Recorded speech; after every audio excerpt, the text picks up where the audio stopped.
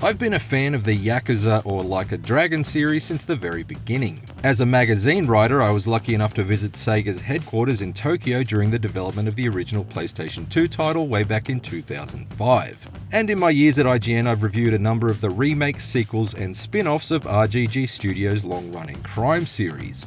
At this point, I've invested hundreds of hours into beating the absolute snot out of Japanese mobsters, either via the button-mashing combo-based style of the original adventures or the turn-based RPG form that's become core to the most recent mainline entries. Thus, I feel pretty well equipped to handle anything that RGG Studio can throw my way at this point, which is why I was so shocked that the new combat system in upcoming series prequel Stranger Than Heaven so completely kicked my ass.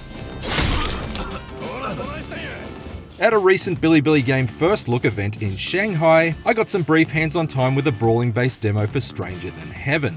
My first attempts at its all-new street fighting style felt harder than hell, but after slowly getting to grips with it over the course of my 30-minute demo, I began to feel confident that this is exactly the sort of substantial shift that the Like a Dragon fighting formula has needed for quite a while now.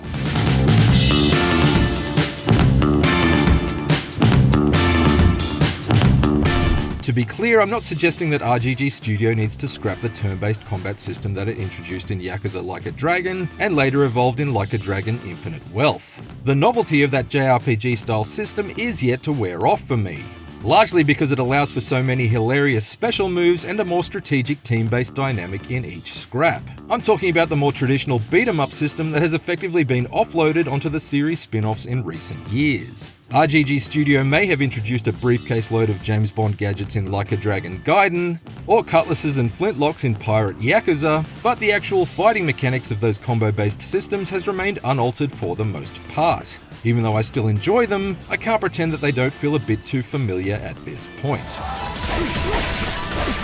Stranger Than Heaven's heavily overhauled scrapping then feels like the kick in the pants followed by a violent uppercut to the jaw that Like a Dragon's aging fisticuffs has been crying out for. Forget about chugging in-game energy drinks to pump up your heat gauge, and then button-mashing hordes of street thugs into oblivion like in previous Kazuma Kiryu-led adventures, because Stranger Than Heaven's gangs are liable to quickly kick you to the curb if you don't have your wits about you. The new setup that uses the controller's 4 shoulder buttons to effectively puppeteer the left and right fists of protagonist Makoto Daito sure takes some getting used to, both in terms of smoothly alternating his punches and also anticipating the direction of incoming attacks and parrying them effectively, but after finally falling into a rhythm with it after my first few failed attempts, it felt incredibly satisfying to pull off.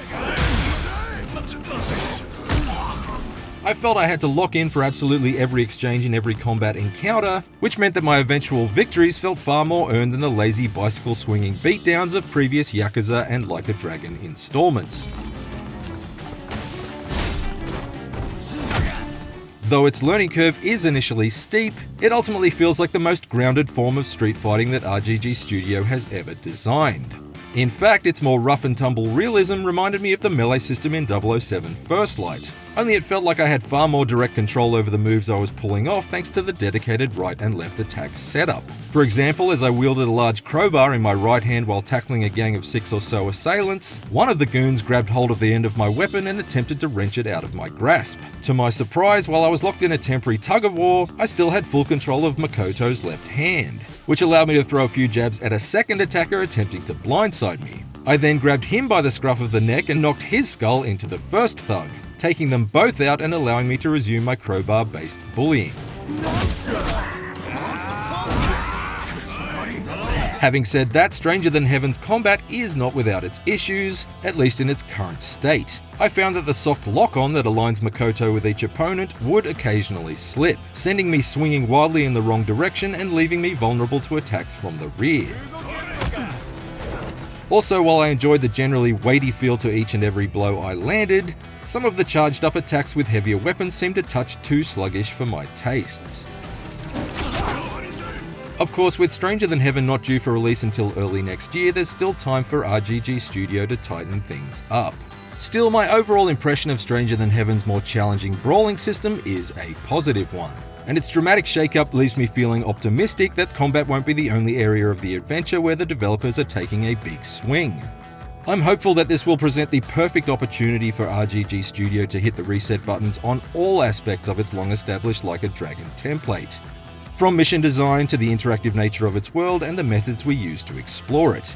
For example, the audio recording feature that allows Makoto to record sound samples from the world around him and then convert them into musical compositions certainly sounds cool on paper, and already seems like it could be far more involved than the simple rhythm-based button tapping of the karaoke minigame that's been recycled in every Yakuza and Like a Dragon release since Yakuza 3.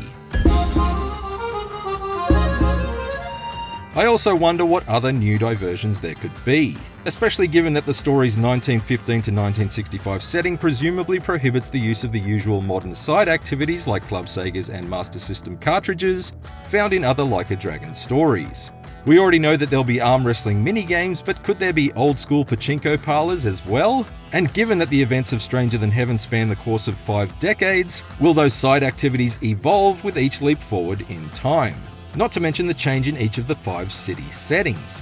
You'd think that by the time the story arrives in 1965 Shinjuku, we should be able to try out virtual versions of the electromechanical amusements that Sega famously pioneered during that decade. I'm desperately keen to learn more because so far I've been pretty excited by everything that RGG Studio has revealed. Well, I mean except for the Tupac thing, of course. Why on earth is Tupac in Stranger Than Heaven? Well, much like the gang of burly thugs I encountered in my hands-on, it beats the hell out of me. Sure, it makes sense that Snoop Dogg is in the game because Snoop Dogg is in basically everything at this point, from televised singing contests to carrying the torch at the last Olympic Games. Surprise, motherfucker. You watching my brand new show. Surprise, motherfucker. With Snoop Dogg. And motherfucker, you've been surprised. But having the late great Tupac resurrected in a 2027 video game for no clear reason just feels a bit off to me. Then again, I'm generally opposed to digital zombies in any modern media no matter who signs off on it. I can't watch the CGI'd Peter Cushing reprise his role as Moff Tarkin in Star Wars Rogue One without sensing a great disturbance in the Force, for example. You have made time an ally of the rebellion. However, that doesn't prevent me from rewatching Rogue One from time to time, and nor will the somewhat baffling inclusion of Tupac deter me from lunging fists first into Stranger Than Heaven when it arrives in January 2027. Despite the fact its story takes place in the same fictional Japan as the Like a Dragon saga, Stranger Than Heaven feels as though it's determined to establish its own identity. At least if its fresh-feeling and fiercely challenging fighting system is any indication. Here's hoping that in all facets, Stranger Than Heaven finds the team at RGG Studio performing stronger than ever.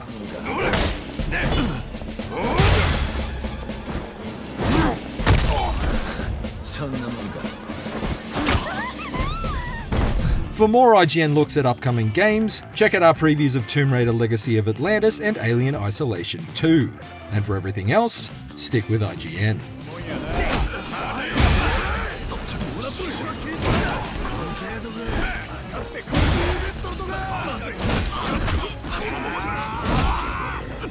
Come on.